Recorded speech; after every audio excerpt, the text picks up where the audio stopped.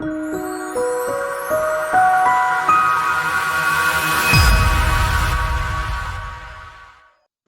alaikum, good evening. My name is Mariam Al-Riyami and I'm your moderator for today. I'm a sociologist here at Modern College of Business and Science, and I'm very pleased today to be with you, and I want to thank you all for joining us today. First, I want to tell you a little bit about MCBS. MCBS came into existence in 1996 as a private college affiliated at that time with the University of Missouri St. Louis from the US. We are located in Muscat, the Sultanate of Oman. Since then, the college has grown and evolved to be a leading provider of higher education with an international standing. We are regarded one of the best in Oman, offering associates and bachelor's in business administration, information technology, and computer science programs of study. The college now offers postgraduate studies in MBA through its affiliation with Franklin University, USA, a master's in Islamic banking and finance through our affiliation with the Management and Sciences University in Malaysia, and also a master's in public administration delivered in Arabic with the affiliated university in Jordan.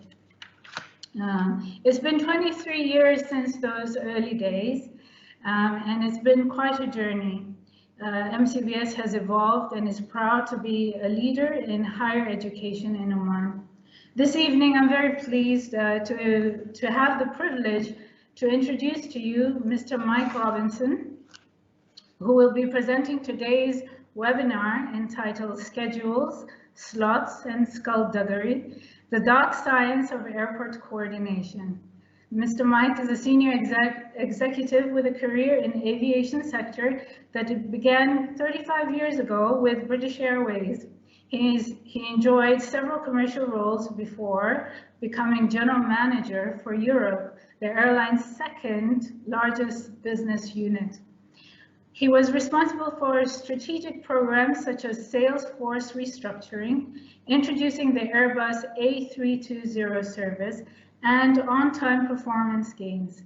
Mike was instrumental in developing commercial programs with 28 partner airlines and was part of the team that launched the oneworld alliance, which I was part of during that time. He was selected for the Airline Senior Management Academy and got his MBA from Lancaster University. In 2008, Mike joined Wataniya Airlines leadership team, the startup premium airline, which flew from an exclusive terminal in Kuwait to 14 destinations across Africa, Asia, and Europe. Mr. Mike created this award-winning service that was highly rated by customers as very good or excellent by 97% of its customers.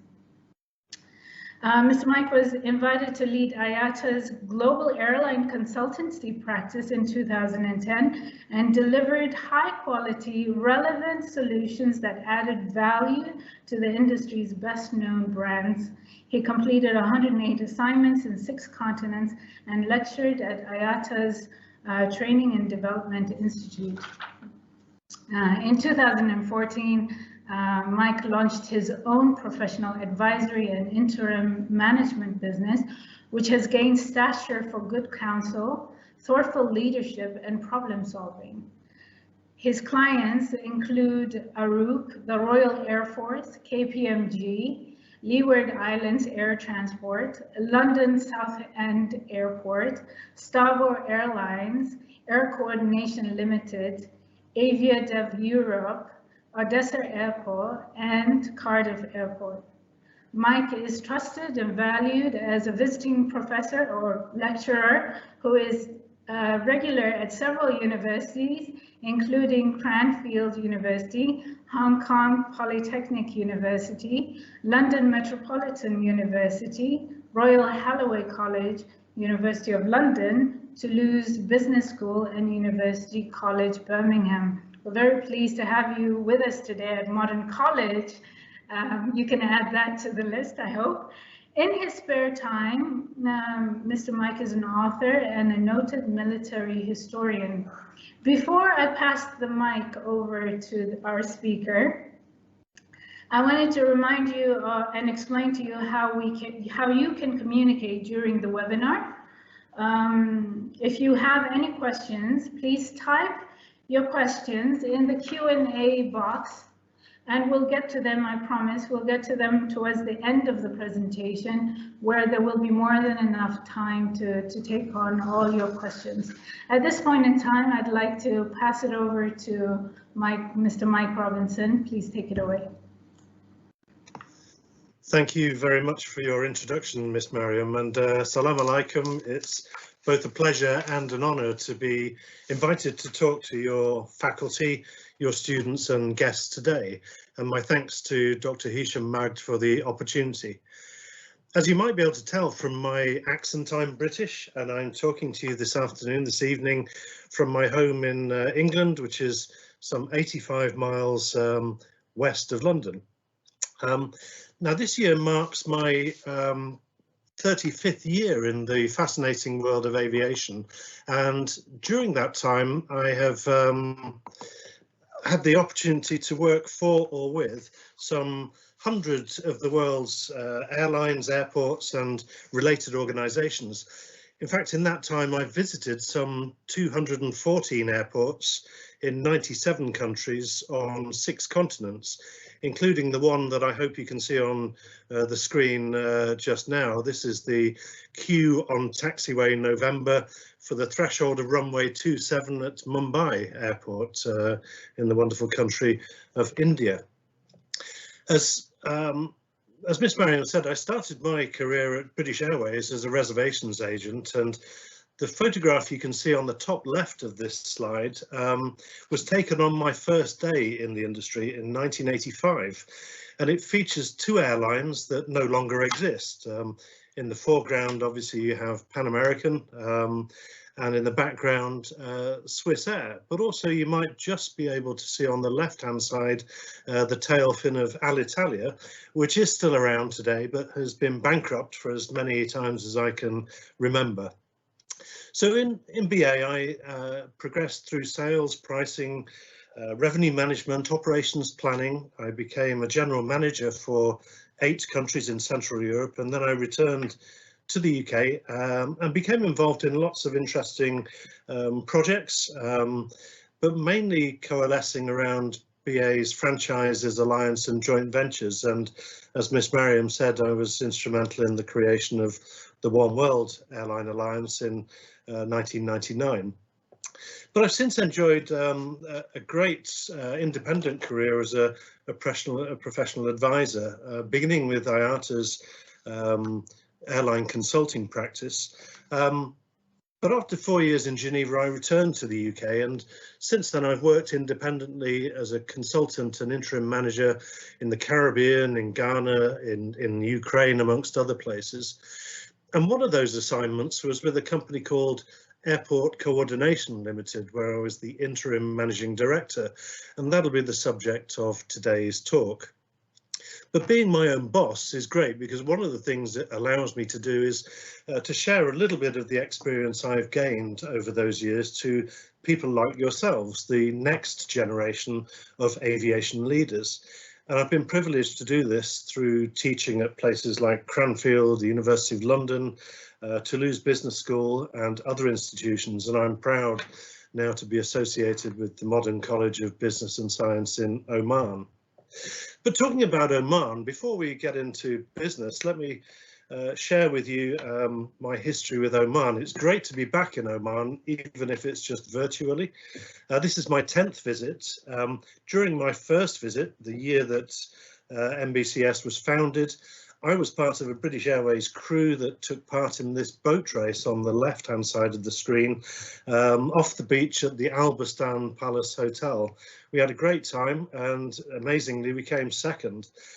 I then returned with my wife and young son to visit my brother-in-law, who spent 3 years as British Airways general manager in Oman.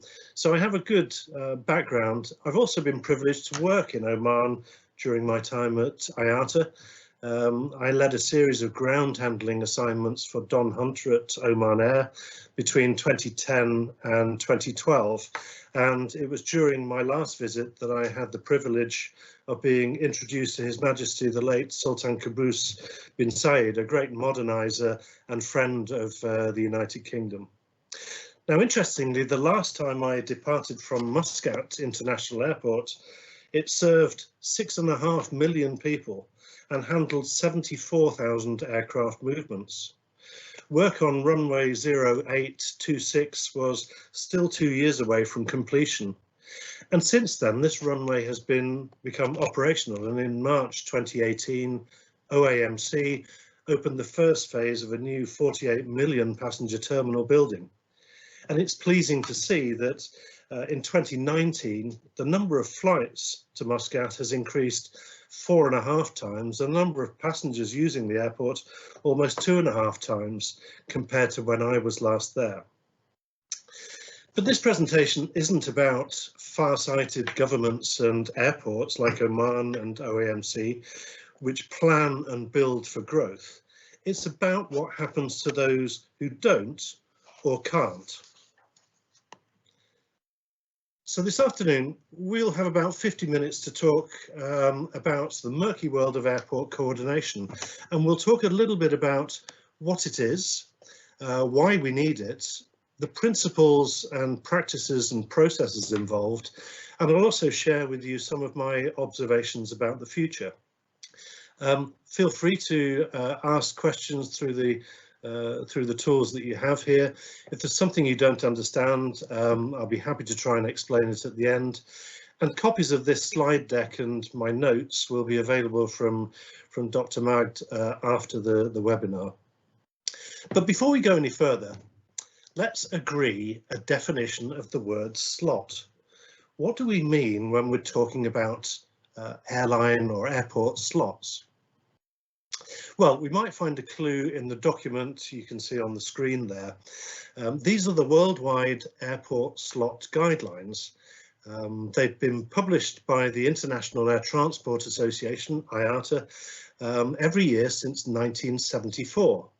Now that year, I'll remind you, was the year British European Airways merged with the British Overseas Airways Corporation to join British Airways. And I was still wearing short trousers in primary school. That's how old this document is. But why should an airline trade association like IATA be setting the rules for how airport capacity is managed? Well, that's exactly the question that Airports Council International asked. ACI is obviously the trade association for airports, and they raised this question with ICAO, the International Civil Aviation Organization, back in 2018. So it was agreed at the 40th ICAO Assembly last autumn that IATA, ACI and the Worldwide Airport Coordinators Group, WWACG, would come together and join something called the Worldwide Airport Slot Board, WASB, sorry, lots of acronyms. And WASB would jointly review and publish the rulebook going forward. Now, the membership of WASB comprises 7 representatives from airlines, from airports and from airport coordination groups. And the secretariat of the group is drawn from each of those sectors' trade associations. The current chair of WASB is João Peter of Sao Paulo Airport, assisted by Santiago Tula of LATAM, with Eric Herban of the French airport coordinator, Cohor, as the 2 vice chairs. Now, every self-respecting airport coordinator in the world keeps a copy of these rules on their bedside table, just in case they have to refer to them. And they're so important that they've found their way into law in many countries. So this is probably a good place to find the definition of an airport slot that we're looking for. An airport slot is a permission given by a coordinator for a planned operation to use the full range of airport infrastructure necessary to arrive or depart at a level 3 airport on a specific date and time. That's a total of 38 words. Unsurprisingly, the European Union's definition of an airport slot uses 50% more words. But let's pick out some important words in this definition. The word permission tells us that it is compulsory at some airports. Coordinator means that somebody somewhere is managing the capacity of that airport. The process is a planned one rather than being improvised. And it talks about the full range of airport infrastructure. So we're not just talking about runways. This also involves taxiways, security check-in, aircraft parking stands, and all other components of airport capacity. It can relate to arrivals as well as departures, and it's very, very specific when it comes to dates and times, as we will see.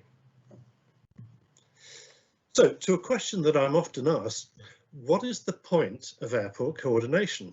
Well, the prime objective of airport coordination is to ensure the most efficient use or the most efficient declaration, allocation and use of available airport capacity in order to optimize benefits to consumers, taking into account, of course, the interests of airports and airlines. Remember, airport coordination only exists because of a simple fact. Demand for air travel has grown exponentially over the years, yet there remains a fundamental lack of airport capacity in some parts of the world. Take Heathrow Airport as an example. I'm sure you're familiar with Heathrow. This is a chart showing the number of air transport movements departing or arriving flights from when I first joined the industry and worked at Heathrow way back in 1985 on the left, all the way through to last year. And in the past 20 years, some 9.4 million aircraft have either taken off or landed at Heathrow. It's as if every single one of the 24,000 airliners in commercial service today have visited Heathrow 200 times each. Or let's view it another way, the airport has seen the equivalent of the population of China, some 1.4 billion people, pass through its doors over that 20-year period. But the approval for the construction of Terminal 5 back in 2001 brought with it a capacity limitation of 480,000 air transport movements. And that's the red line you can see on the chart in front of you. So effectively, the runway capacity at Heathrow is capped until another runway is built. And where runway capacity is capped, what do you think the airlines do? Well, quite obviously, they put larger aircraft on the same runway slot. So the number of takeoffs and landings at Heathrow might not be growing, but the average passengers per air transport movement has increased by 24%, from 136 passengers per aircraft in 1999 to something like 169 in 2019. And of course, this places pressure on capacity on other parts of the airport's infrastructure. But you might say, who cares? Well, actually, quite a lot of people have a vested interest in airport capacity. Airlines are obviously one, but other aircraft operators have an important say as well. Think about cargo airlines or business aviation, general aviation. The owners and operators of the airport have a very significant interest. Air traffic control authorities, and of course the government. And beyond that community, we should also think about environmental campaigners, local residents, and so on. But we need to put this into context. Not every airport in the world is super congested. According to ACI, there are 17,678 commercial airports in the world. But of these, only 347 require capacity to be managed some way this summer. And for those of you without a calculator, I can tell you that's about 2% of the world's commercial airports. So bearing this in mind, the guidelines categorise airports into 3 different levels. On the left there you have level 1. These are airports where there is plenty of capacity to go around. For example, think of Dubai Al Maktoum International Airport. It's designed for 5 million passengers per annum, but only handled 1.6 million passengers per annum last year, even including the period when Dubai International runway was closed. Then in the middle you have level 2. These are airports where it's getting busier at certain times of the day, certain days of the week, or certain weeks of the year. So for example, Salzburg in Austria is busy in the winter because of ski traffic, but not so much in the summer. Level 3 on the right of the screen there, these are airports that are pretty much full. Think Amsterdam Schiphol, think Frankfurt Main, think Chicago O'Hare. These are airports that are actually pretty much full all the time. And then interestingly, there is a mix. Some airports are level 2 in some seasons and level 3 in others. A good example is the Spanish island of Ibiza. It's a level 2 airport in the winter, but in the summer, when it's full of holidaymakers from all over Europe, it becomes a level 3 airport. But what does this level mean in reality? Well, basically, it comes down to how capacity is allocated. Level 2 airports are facilitated on a voluntary basis, with the coordinator mediating between airlines. But level 3, the busy airports, they're coordinated, with a coordinator allocating a declared capacity between competing airlines. And to do this, they use the set of rules that I've just shown you. And whilst airports generally move up the categories from level 1 to level 2 and to level 3 as they get busier, they can also go the other way. For example, Iguazu Falls, which is on the border between Argentina and Brazil, was a level 3 airport in the summer of 2018. But it then built additional check-in capacity and added 4 new jet bridges and became a level 2 airport in summer of 2019. It then went on to address the remaining capacity limitations over the course of last winter, and this current summer it's had no restrictions at all, so it's all the way back down to level 1. But rather than Iguazu Falls, what about our large and growing aviation markets? Let's look at China. Now, today there are 238 civil airports in China. How many of these do you think are coordinated? So how many are level 3 airports? Well, the answer is 23, and you can see the level 3 airports in China on the slide here. It's about 10% of the total airports in China are level 3 airports. Plus, of course, in the yellow there, Macau Airport, which is a level 2 facilitated airport. In contrast, how many coordinated airports are there in, say, for example, Europe? Well, this summer there are 107 level 3 airports and 88 level 2 airports in Europe. In fact, there are more facilitated or coordinated airports in Italy, 24 airports, than there are in China, 23 airports. And you might think, well, why would this be? Well, it's primarily about different attitudes to growth, infrastructure, and the environment. In November 2018, the Civil Aviation Administration of China, CAAC, announced it will build 216 new airports by 2035, in effect almost doubling the number in existence today.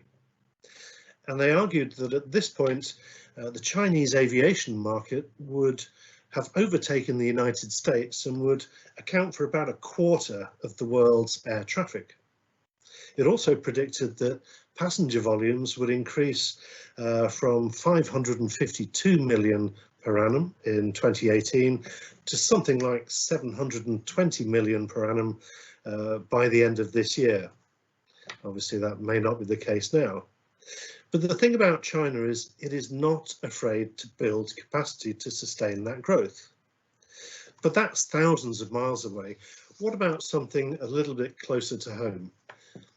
Well, let's take a look at Muscat. I mentioned at the start of my talk the growth in airport capacity here at Muscat. The airport, I think, now has 48 check-in counters, 43 contact gates, parking for up to 88 aircraft, and a lovely new 4,000-metre runway.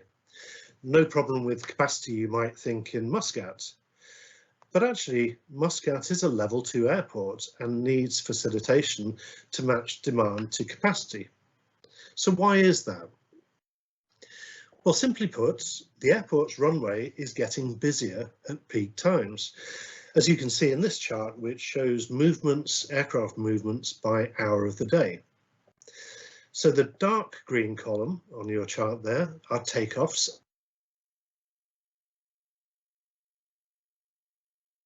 and the line on that chart at the 10 o'clock hour. You can see that this is the peak for departures. There are 25 departures on the runway at this hour and another 2 arrivals. So there are a total of 27 aircraft movements. Why is that interesting? Well, the maximum number of aircraft contact parking stands at the terminal is 27. So anything above this figure has to park remotely. And the runway itself is limited to 35 movements per rolling 60-minute period, meaning you don't have to add many more movements in that 10 o'clock hour before the runway at Muscat is full at 10 o'clock. But this is a great example of facilitation that goes on at level 2 airports, because the coordinator, which is ACL, will work with the airport and the airlines to smooth that capacity, to smooth that peak. And as you can see, there's plenty of capacity at 11 o'clock in the 11 o'clock hour, or at 12 o'clock, or indeed at 9 o'clock. So the job of a facilitator will be to smooth that demand and make the best use of that capacity. Airport coordination, we've talked about what an airport slot is, we've talked about the objectives of airport coordination and how the WASB categorises different levels of airports. But where the world's busiest airports are coordinated, what are the principles that govern this process? Well, there are 9. The first principle is that of an independent coordinator. So slots are coordinated or allocated by a duly appointed coordinator who needs to be functionally and financially independent of any single stakeholder, any interested party. And the coordinator must act in a neutral, transparent and non-discriminatory way. Now, the extent to which this is a reality differs around the world. Going back to our China example, Beijing Capital Airport is coordinated by CAAC, but the airport is owned by Capital Airport Holding Company, a wholly owned subsidiary of, guess what, CAAC. So does this meet the rules of independence? Possibly not. In Europe, ANA, Aeroportos de Portugal, which manages 10 Portuguese airports, was investigated by the European Commission, who ruled in 2016 that ANA was not functionally and financially independent because it owned and operated the airports. The dispute was referred to the European Court of Justice, but in the meantime, ANA had to pay a lump sum penalty of 1.85 million euros and a daily penalty of 7,500 euros while it unsuccessfully appealed the decision. The second principle is that slots are independent of traffic rights. So if you have students here who have in your aviation law studies, you'll have learned about air service agreements, ASAs, between nations or blocks of nations, for example, the EU or ASEAN. These are bilateral or multilateral treaties which set out, amongst other things, which airports are served by which airlines and further specify capacity, frequency and other details. But slots are independent of traffic rights under ASAs. Just because Air Namibia has rights to operate a daily A330 from Windhoek to Frankfurt, it doesn't automatically get the slots to do so. The third principle of airport coordination is that slot times are based on planned departure and arrival times in Universal Coordinated Time, UTC, or for the airline schedulers amongst you, on blocks and off blocks. Now, this has severe implications for airlines that either inflate their block times and therefore will always arrive early at their destination, but also airlines that inflate their turnaround times and will always want to depart before their allocated slot time. We'll see how this works in practice a little later.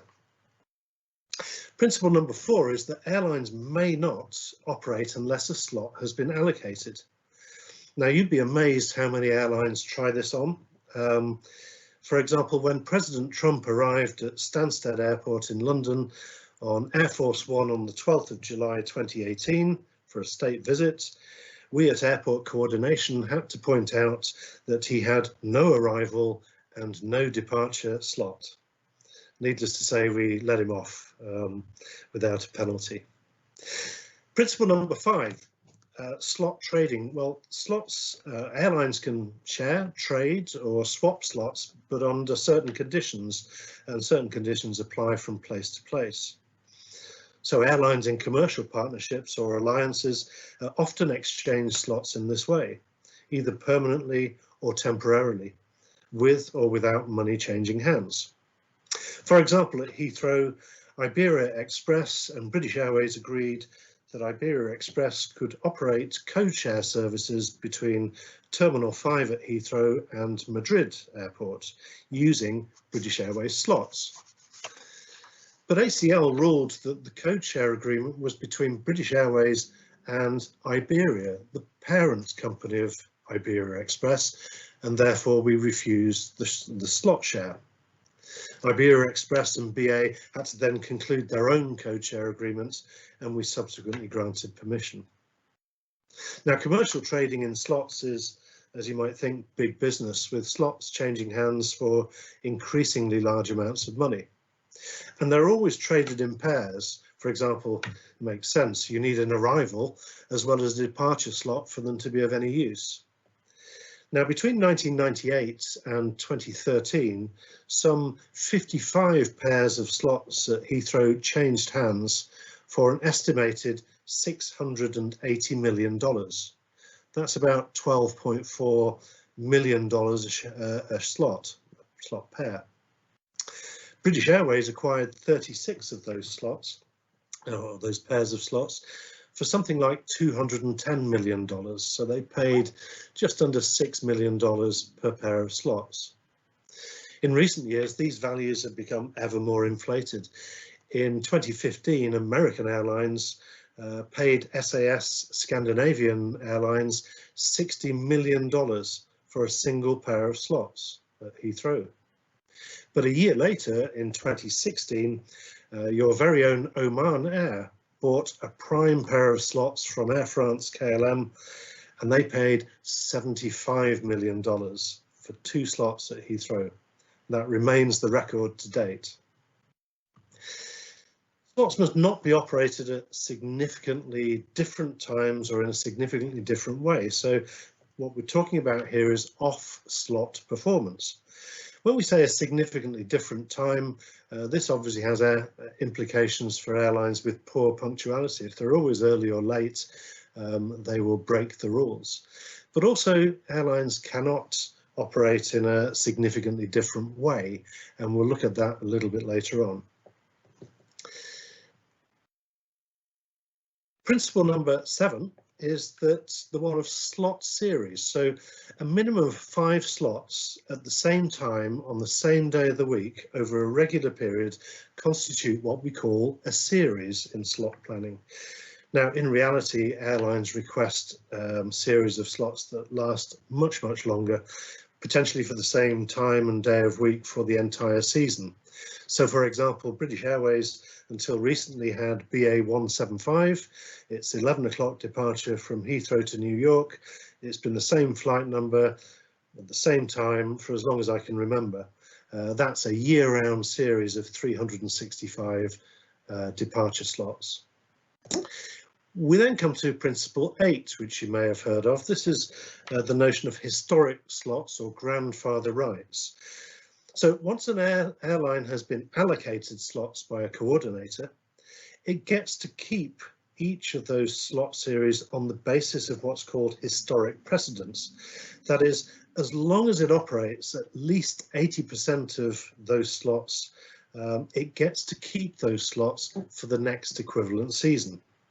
Now, this practice is often called use it or lose it, and we'll come back to that later in the talk. But in reality, all sorts of things can get in the way of using or operating those slots. Weather incidents, technical problems, strikes, to name but a few.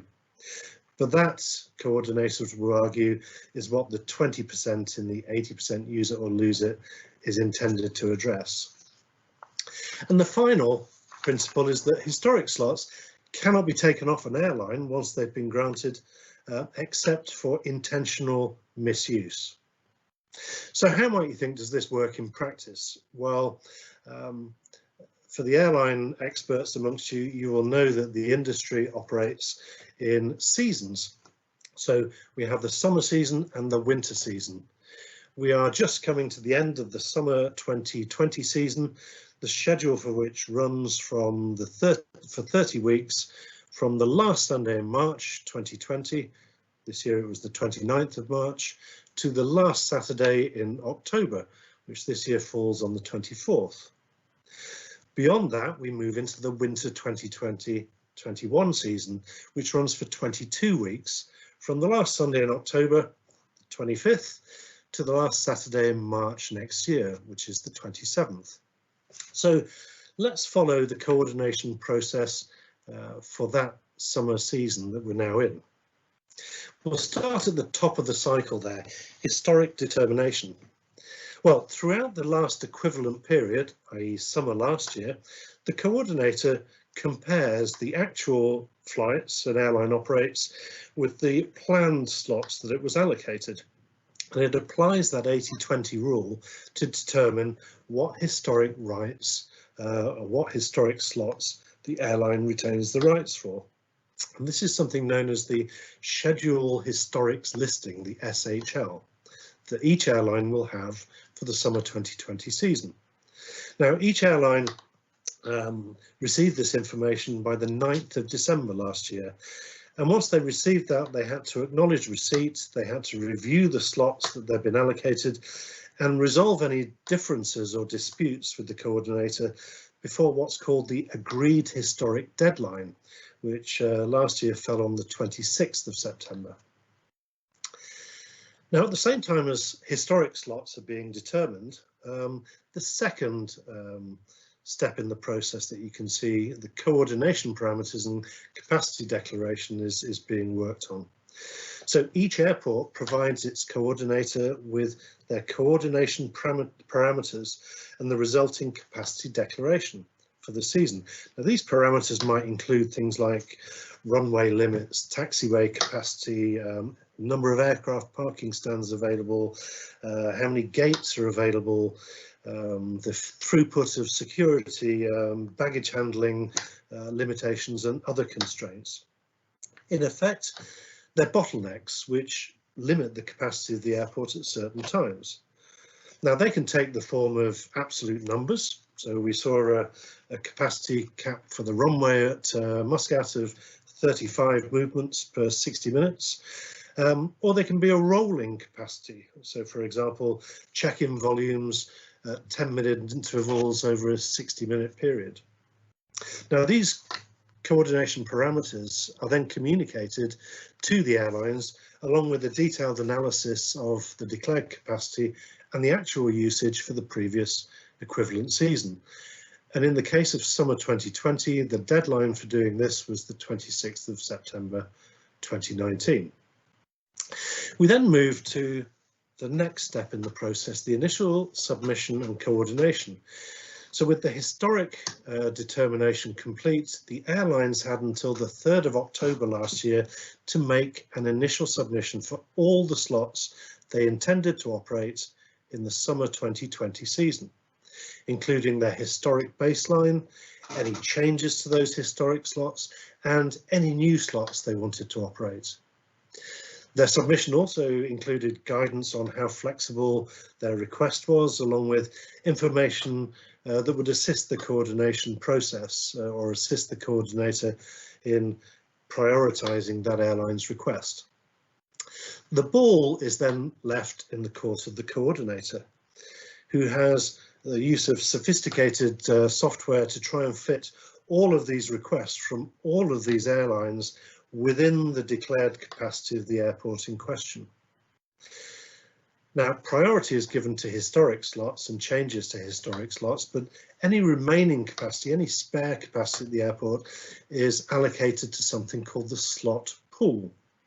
And once this slot pool has been established, the rules state that half of those slots must be allocated to new entrant airlines, unless there are no new entrant airlines, or these airlines don't require as many slots as are available.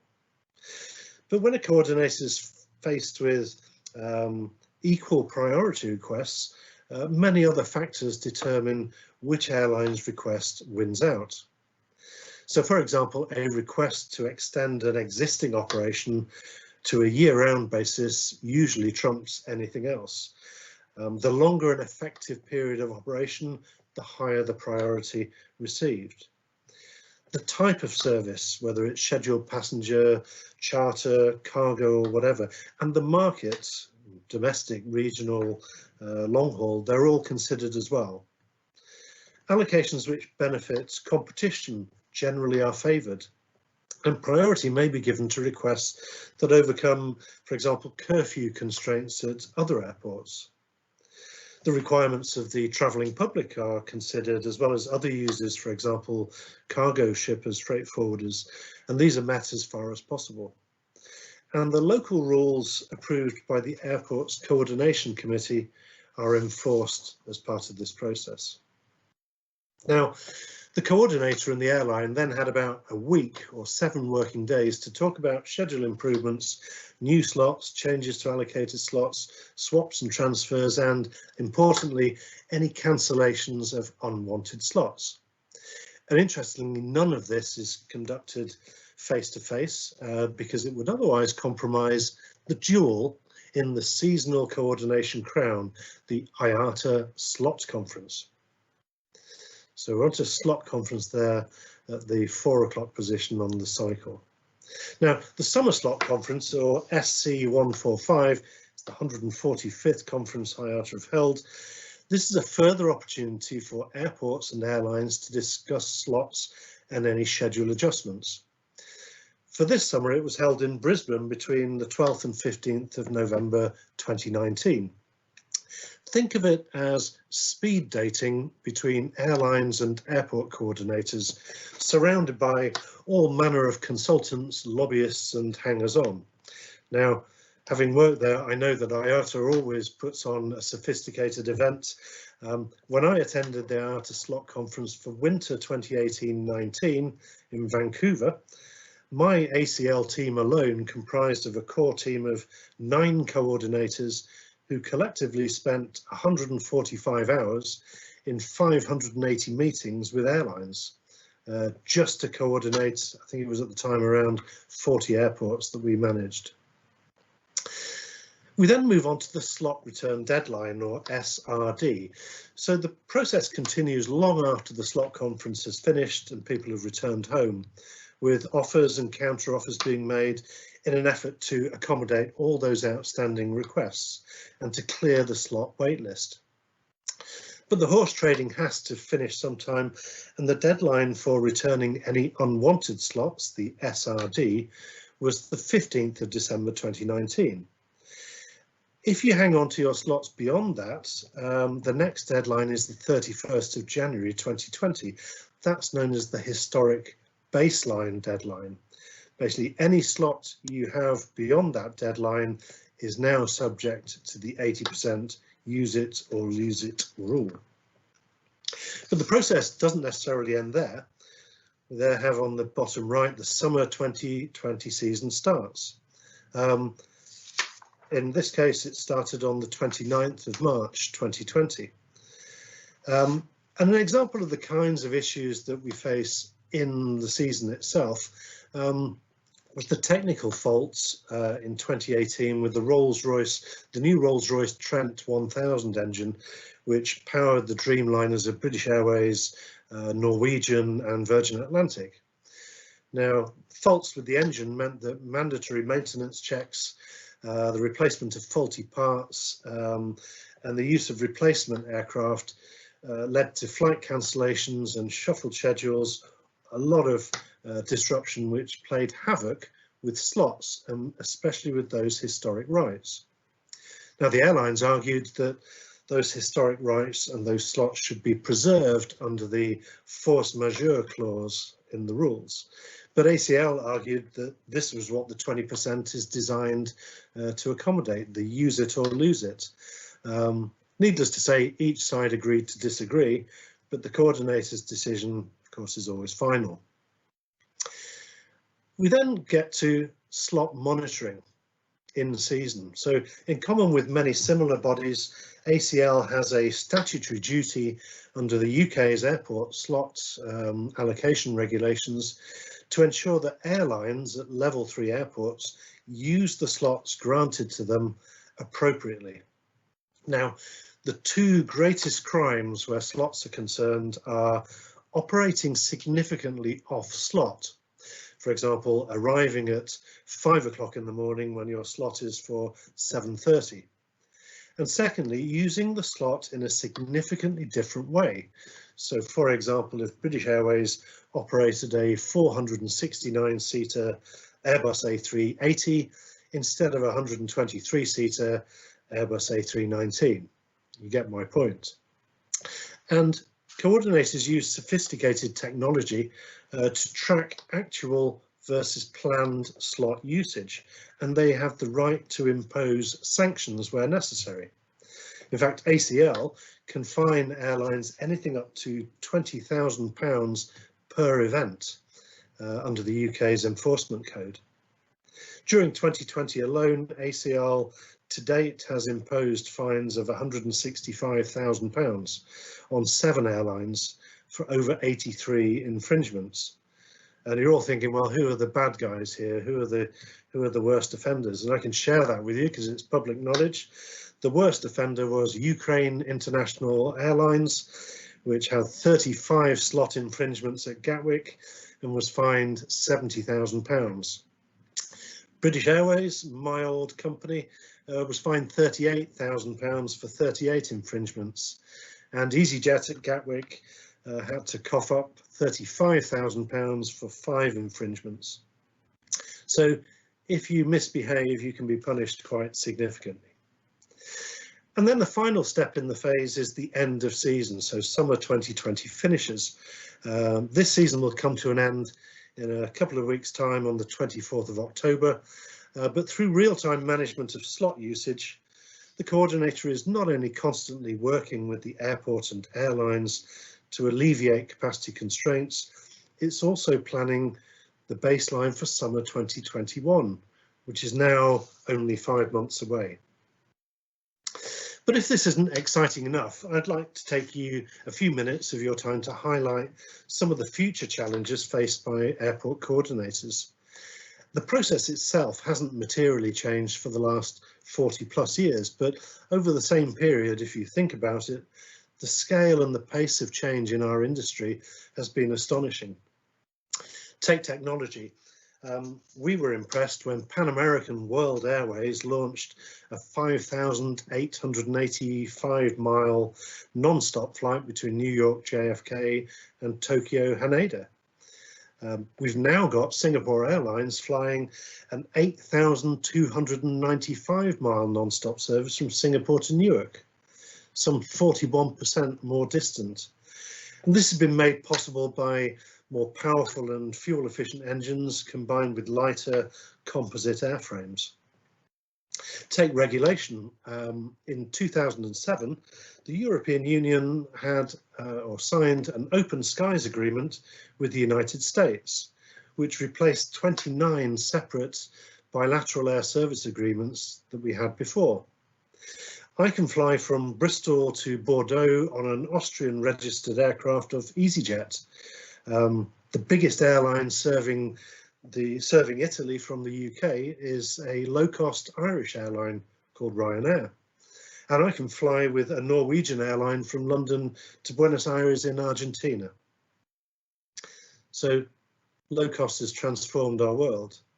But take infrastructure as well. The debate about a new runway in the southeast of England has been raging since the Roskilde Commission in the 1970s, but we're still years away from actually building one. Will most likely be completed at Heathrow in around about 2026. In the time that the British have been arguing about where and when to build a new runway, China will have built 66 new airports. So it looks as though airports will continue to be congested in many parts of the world for many years to come. But the way this capacity is managed will become ever more complex. So let's look at some of my predictions. Aside from ACL and Airport Coordination Australia, coordination is still a largely national business. The French coordinator, Cohort, coordinates Paris-Charles de Gaulle. The Brazilian coordinator, ANAC, coordinates Sao Paulo. And the Indian coordinator, AAI, coordinates Mumbai. But some 52% of ACL's airport clients, 46 airport clients, are non-UK airports, whilst 76% of Airport Coordination Australia's 34 airport clients are outside Australia. The French recently bid for Dublin. The Danes lost out to the British last year on Vilnius. Make no mistake, consolidation and competition, things that have been with the airlines for many years, are on the horizon for airport coordinators. The second challenge, I think, is around trade wars. We talked about the disagreements between ACI and IATA and the subsequent formation of WASB. And although this board is now up and running, I think there are still some pretty problematic disagreements, and I wouldn't bet too much on the rules changing very much, or indeed anytime soon. And talking about regulation, these have found their way into law in many parts of the world. The best example is the European Commission's Regulation 95/93, which effectively put IATA's slot guidelines into law.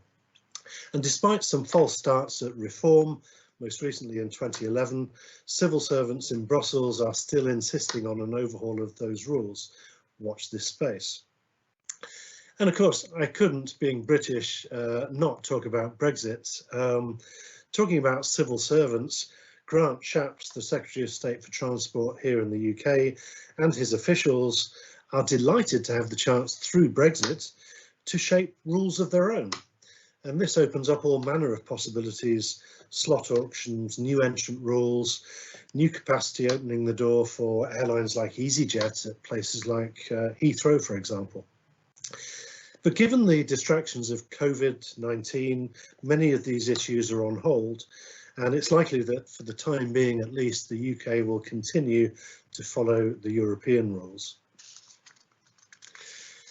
Airline failures have been a feature of recent years. And in fact, the recent spate of airline failures has reignited the debate on who actually owns an airport slot and whether it constitutes an asset. Now, in 2017, the demise of Air Berlin, Niki and Monarch all had interesting slot-related dimensions. Since the appearance of COVID-19, the failure of several other airlines and the desperate survival measures enacted by many others has placed the whole system under tremendous stress.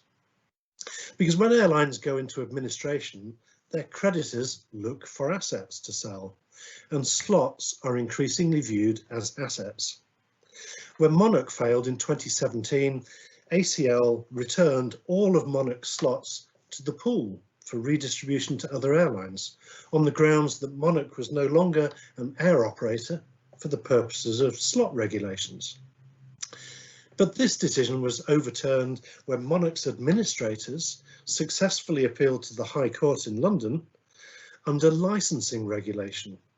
They argued that Monarch was still an airline, since the Civil Aviation Authority had merely suspended but not revoked its air operator's licence. The airline was no longer flying, it had no planes or crew, but it was technically still an airline. Monarch's administrators won their case and promptly sold the dead airline slots to British Airways for an estimated £50 million. Babysitting, not quite the kind of babysitting you might be thinking of, but the acquisition by British Airways of all of those Monarch slots at Gatwick was great news for them, but of course they needed to babysit them to protect their historic right.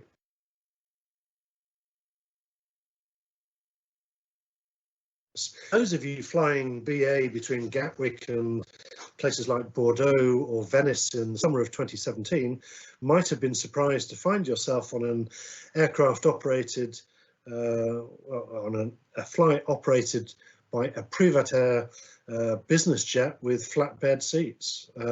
Trust me, the operating losses BA sustained using those aircraft were far outweighed by the value of the slots that they acquired.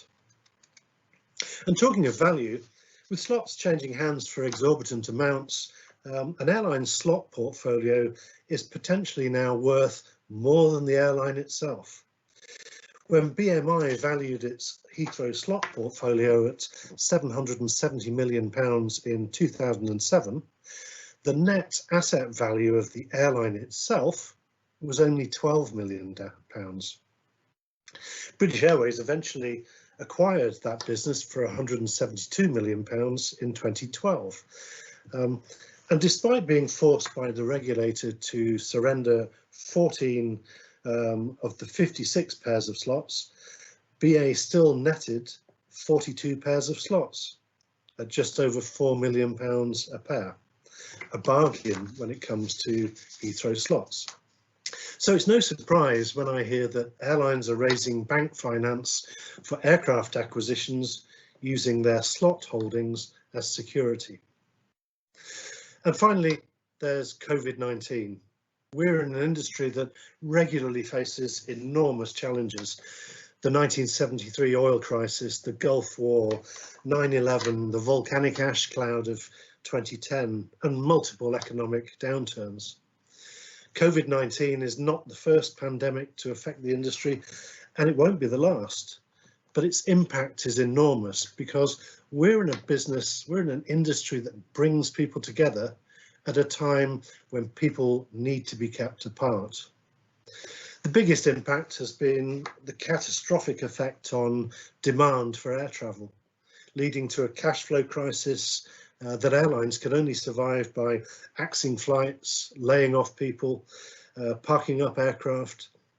IATA estimates that the industry will lose $100 billion this year alone, and it will be saddled well into the future with billions of dollars of debt. The 747s you can see in this picture here are not parked at Heathrow. They're at a small airfield about 5 miles from where I live, waiting to be recycled. Victor Juliet, the one in the middle of the picture there, had only been in service for 2 months when she flew me to Mexico City in 1997. And she was a grand old lady of 20 when she last flew me back from Accra in Ghana in July 2017. But simply stopping flying is not an option under the slot regulations, because if you don't use it, you lose that slot. So airlines faced with the loss of potentially valuable slots quickly called for a waiver on the rules. And by and large, slot coordinators around the world have accepted the need to do that in most jurisdictions. For now, the rules have gone out of the window. Extraordinary times require extraordinary measures, but expect more challenges of this nature in the future. Now, in closing, I hope you'll agree that the world of airport coordination is a fascinating corner of our industry, one that's not changed much in practice, but looks set to change significantly in the future. And even though demand will be depressed for several years, it's likely to continue to outstrip airport capacity in many parts of the world. An equitable way of allocating scarce resource will be a feature of our industry for many years to come. And I'm sure many of you here today watching this webinar will play a role in shaping that future. Good luck to you. I'd like to thank you for your attention, and I would be happy to hand back now to Miss Mariam and answer any questions that you might have. Thank you so much. It does sound like a very, very complicated process, I might say. We have quite a few questions here, and quite a lot of questions. I'm not sure if we're going to get through all of them, but I'll try. Okay. So I think the first question is to do with what you touched on about COVID-19 and how has the process of creating the slots in the schedules, how have they been affected by COVID-19?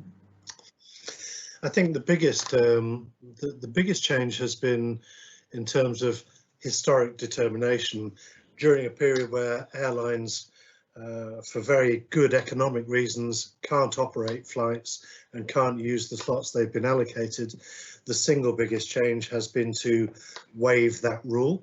Right. So you can expect airlines' rights to continue to next summer, as they were last summer. So 2020, summer 2020 has been a completely unusual season in that sense. So airlines and coordinators have worked to preserve those historic rights going forward. In reality and in practical terms, the coordination process has changed slightly. The biggest change has been simply the inability to have a face-to-face slot conference. So that was done virtually this year for the first time. In November, we're coming up to the next slot conference, and I understand from IATA that their plans are to run that virtually as well. But in terms of the rights that airlines are so worried about, those have been carried forward intact. Okay. All right. What happens? How does the coordinator handle competition for slots? So say, for example, you've got two airlines and they want the same exact slot. How is that resolved? It's a very good issue, and I've given some examples in the presentation of how those judgments are made. The coordinator obviously has to be impartial. It needs to think about what is the most beneficial outcome to the travelling public, but it also has to take into account the needs and the rights of the airport, the airlines in question. So it will use a series of I guess, rules that sit behind the principles that allow them to decide those difficult questions. So, for example, if there were spare slots at Gatwick and British Airways wanted them and EasyJet wanted them, BA wanted them to launch a new daily service to, let's say Muscat. EasyJet wants some of them just to do a once-a-week service to, Palma de Mallorca.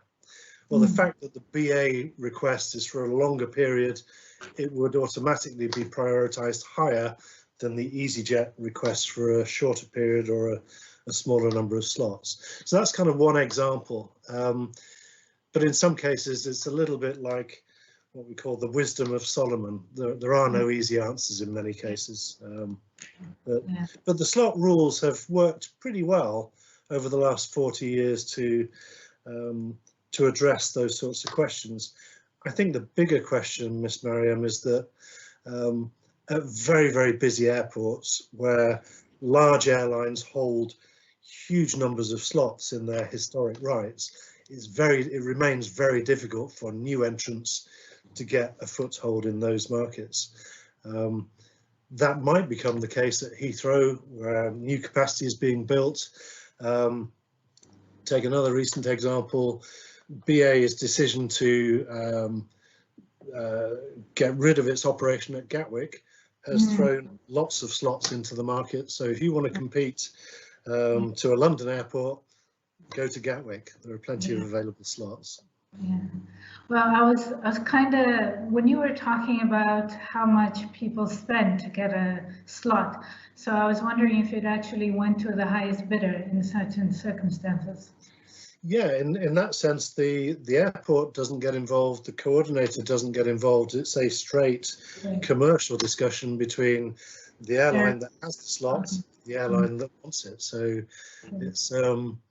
it's an interesting negotiation, I'm sure, but the prices seem just to be going in one direction. So I wish 35 years ago I had got myself a pair of Heathrow slots. I could retire quite happily now. That's a good investment right there. Under the circumstances that we're in, COVID circumstances, we've had a lot of chartered flights that go from one space to the other. How are slots then scheduled for chartered flights? Does it follow the same process, or how does it work? Yeah, chartered flights can vary in their nature. Some of them are last minute. So if there is for example, with COVID, we've seen lots of repatriation flights of people back to their home countries through the use of charter flights. But also we see charter flights used on a more regular basis by tour operators taking holiday makers off to various resorts. The more regular charter flights are dealt with using exactly the process that scheduled airlines use, because they're planned, they're known about a long time in advance. But short-term charter flights, they're not dealt with in the same way. The slots for those flights are only granted if slots are available after the scheduled airlines requirements have been met. But generally, if it's for something like you've described, a repatriation or a disaster recovery or whatever, obviously airports and airlines will work very closely together to try and make that capacity available. But what's interesting as well is if you look at certain airports, certain types of traffic have gradually been pushed out of airports. So when I started in aviation, if you had your own private small propeller driven aircraft, you could in theory get a slot and land at Heathrow. Not anymore. We've seen Dubai International trying to encourage low-cost airlines to move away from Dubai International to Al Maktoum because it frees up capacity for growth for people such as Emirates. So some airport users are being squeezed out in that sense, and charter operators can become victims of that. Right.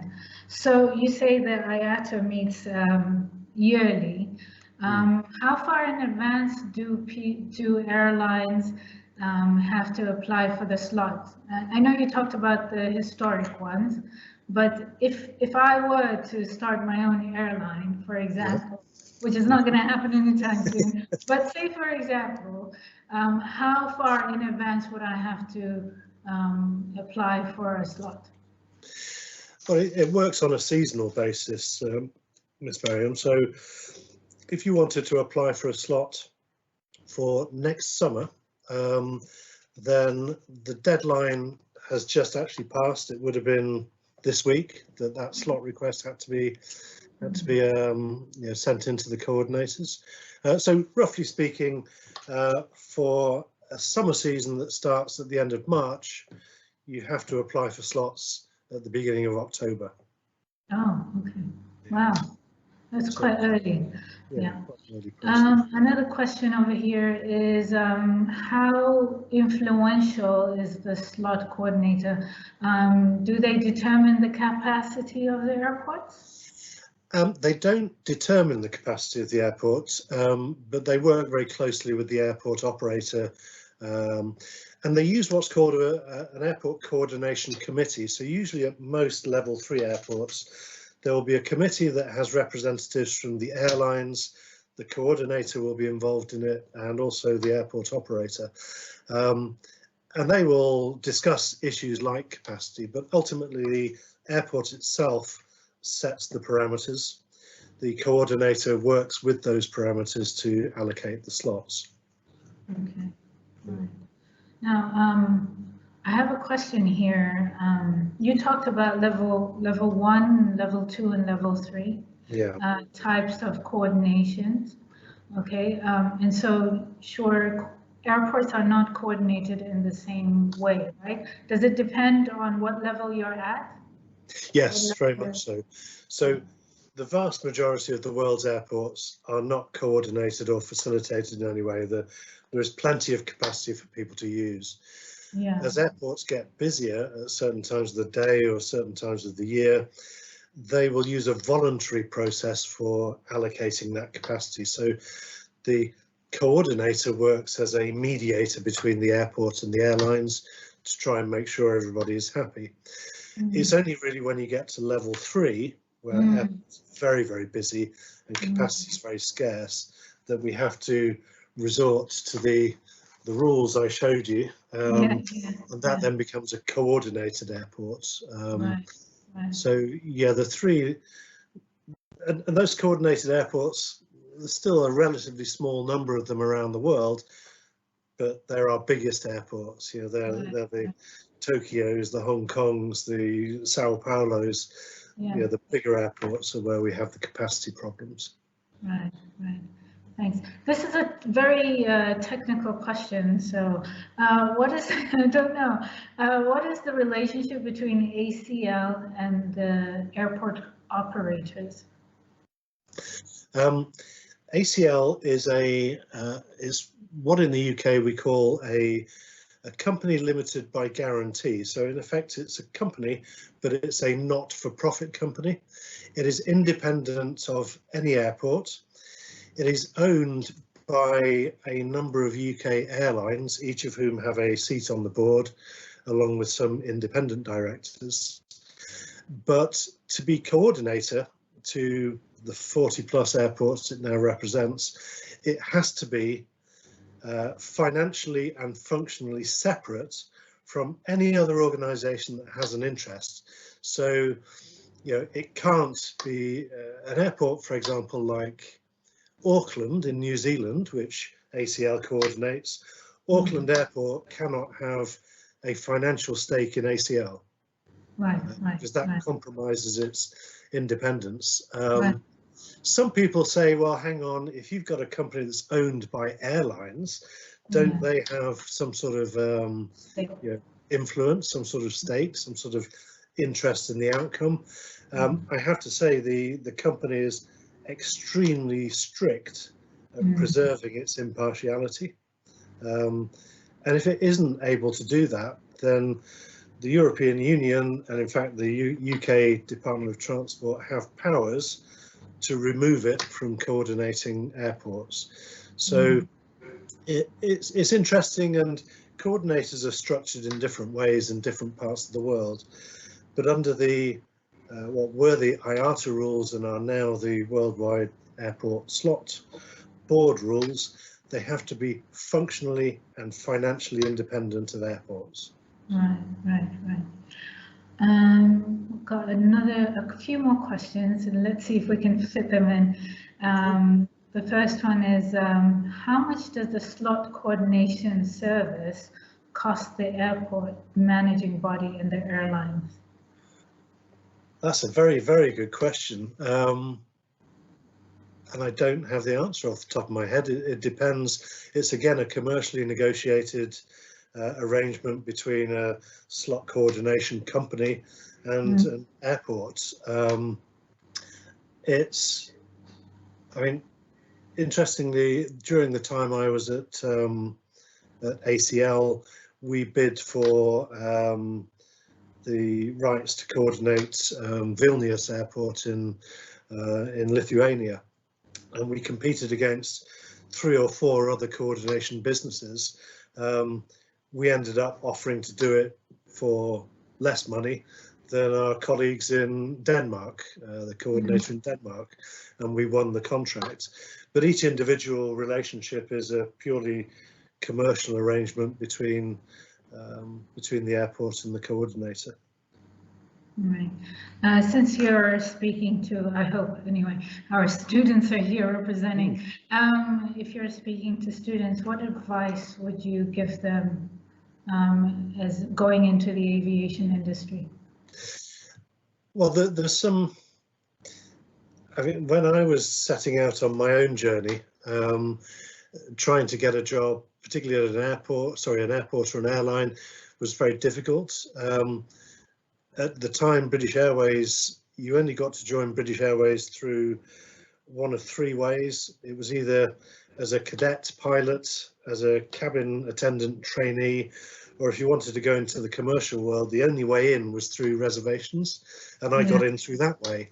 But once I was within the company, I had the opportunity to do lots of different jobs in lots of different places, which was hugely enjoyable. One piece of advice I would give, though, is that people often don't think about airport coordination businesses as good entry jobs into the industry. Certainly at ACL, we made a habit of recruiting good quality graduates, particularly with certain backgrounds, and we would then train them up in airport coordination. And we would be lucky if we held on to them for 2 or 3 years before airlines were offering them jobs, basically in scheduling and network planning and slot management and all sorts of things. So airport coordinators can be a good way of getting into the industry and a good way of building your understanding of how networks and schedules and commercial plans are put together. And certainly it's always worth keeping an eye on slot coordinators' websites for opportunities like that. But yeah, the business is going to need some really high quality young people to address some of these challenges going forward. And I sincerely hope that some of the students at the Modern College there in Oman will be part of that future. Could you, from your own personal experience, what's the stress level? The stress level, what, of coordination? Yeah. It's a cyclical process. It goes in circles. And there are certain times of the year that are just incredibly busy. So that sort of 7 working day period, once you've got all of the slot requests and you're trying to fit them into the capacity that you've got, people are working 24 hours a day, 7 days a week. After you finish the slot conference, the week after that, you can take a bit of a breather. But it's a fairly continuous process, and it can at some stages be quite stressful. The thing that avoids it becoming too stressful is, as an industry, we've developed a very, very good set of rules, set of processes, which it takes the subjectivity out of decisions. So in that sense, we've helped ourselves, but it can be quite stressful at times. I have a couple more questions. Nowadays, airport slots are coordinated. What are the obstacles that coordinators face since the information exchange between airline and airport coordination? Okay, so basically the question is, can you talk about the information pathway between the coordinators and what kind of obstacle exists for them to coordinate the slots? It actually, Miss Mariam, runs very smoothly because much of it is highly automated. When I was at airport coordination, one of the things I found in a cupboard was a book that dated back some 30 years, where coordinators did all of this stuff by hand, drawing schemes in pencil on bits of paper. Today it is highly automated, and the information is automatically transmitted between airports and airlines and coordinators in real time, and the sophisticated software that each of those participants uses takes much of the heavy load out of the process. So it's highly automated, it's quite sophisticated these days, and that allows coordinators and their opposite numbers at airports and airlines time to focus on resolving the specific issues that crop up. So I'd say probably 95%, maybe even higher, of the process is automated. It happens behind the scenes, but that then leaves the time for the coordinators and their colleagues in airlines and airports, time and energy to focus on resolving specific issues. But it is to some extent still very much a person-to-person process. If you sat in on some of the meetings at the slot conference, there's a lot of trading goes on. So someone will want that slot. You say, well, that slot has been given to that airline, so go and talk to them, and maybe if you give them something, they'll give you that slot. So a lot of it can come down to that, which is why the conferences are very useful. But largely these days, it's highly automated and highly sophisticated. So this is the last question for today. So obviously the airline industry is going to be hit really hard. As you said, billions of dollars will be lost because of COVID. Did the airline industry and aviation industry recover from the oil crisis enough before it got hit with COVID? And before you answer that as well, if you were to project into the future, I'm not saying to be a prophet or anything like that, but if you were to look forward into the future, how long do you think it will take to kind of recover from this hit?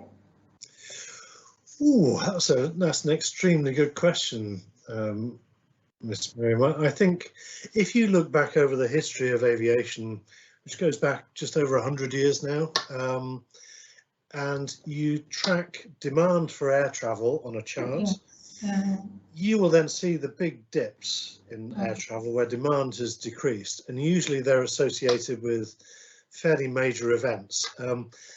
The biggest one, and I'm sure your students will hopefully know this, is that demand for air travel is very, very closely linked to the health of the economy. So if economies are doing well, then air travel will be strong. If economies are doing badly, air travel will decline. So generally speaking, if you track GDP, it will show a fairly similar pattern to demand for air travel. When things like, I'll take an example from my lifetime, the Gulf War, 1990, the first Gulf War. People said it will take at least a year for air travel to come back. Actually, it didn't. It was more like 6 months.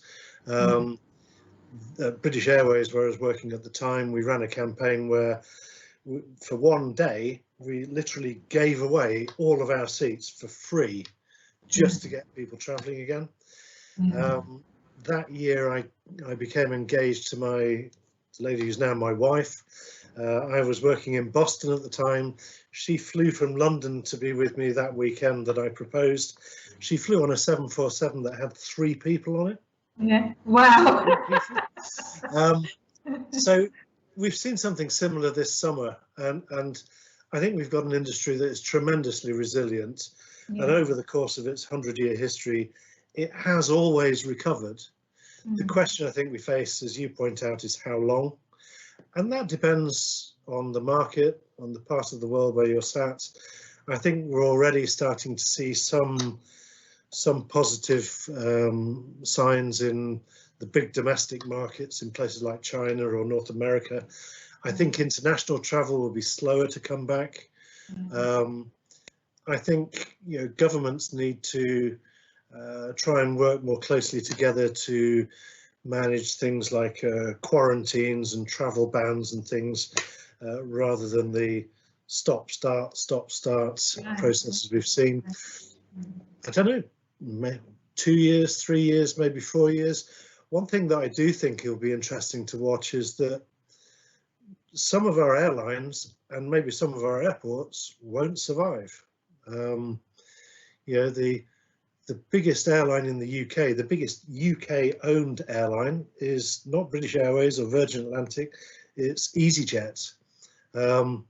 They've been telling their trades unions, their pilots, that they're not sure they'll survive the winter. Oh. This is an airline that has 300 plus aircraft. So I think we may lose some of the airlines that we have currently flying, but I think it's like a lot of things in the industry, it will force us to think again about our business model. Airlines typically work on very, very fine margins. It's very easy for an airline to lose money. All that needs to happen is the price of oil needs to go up 10% and it bankrupts.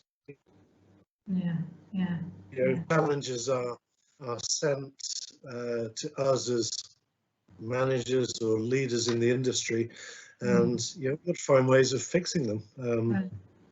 And I hope that the students that are watching the webinar today, they will be a part of the future of those of this industry. Absolutely.